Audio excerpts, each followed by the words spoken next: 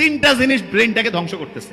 এক নম্বরে কি, প্রফেসর মুক্তার আহমেদ স্যার বলছে কিন্তু যে আমাদের ধৈর্য কম না। এই কি কম? তা উনি যেটা বলছে যে ধৈর্য কম, উনি তো বাংলায় বলছে, এই জন্য শুনে অত মজা লাগে নাই, মনে করছে এটা কি সমস্যা।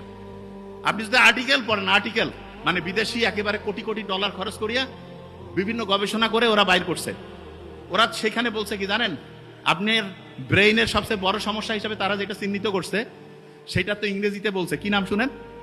Attention deficit hyperactivity disorder. ওরে বাবা, এত বড় রোগ!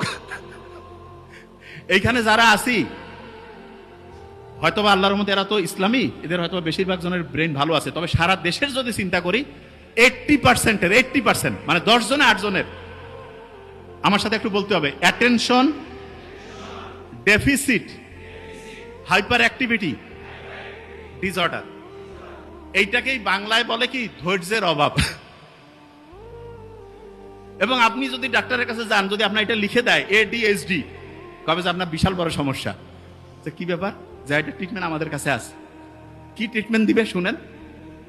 বলবে যে আপনি ঠিক রাতে এশার নামাজ যখন হবে তারপরে মোবাইল টোবাইল দেখবেন না, ঘুমাবেন, ফজরে উঠবেন, উঠে আগে একটু চোখ বন্ধ করে থাকবেন, শুকরিয়া আদায় করবেন, তারপরে একটু এক্সারসাইজ করবেন, সকালে একটু হাঁটাহাঁটি করে সূর্যের দিকে তাকাবেন, সারাদিন সহজে বেশি মোবাইল বের করবেন না, দুপুরের পরে একটু দেখতে পারেন, আর কোন সময় কি কাজ করবেন এটা ডায়েরি মেনটেন করে লিখে লিখে করবেন।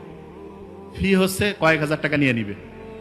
তাহলে ধৈর্যের যে অভাব, এটা হচ্ছে ADHD, attention deficit hyperactivity disorder. আচ্ছা, আমরা যে নামাজটা পড়ি, নামাজ যে পড়ি, এইটার সবচাইতে বড় গুরুত্ব হচ্ছে ব্রেইনটাকে ফোকাস দেওয়ার ক্যাপাসিটি বাড়ানো।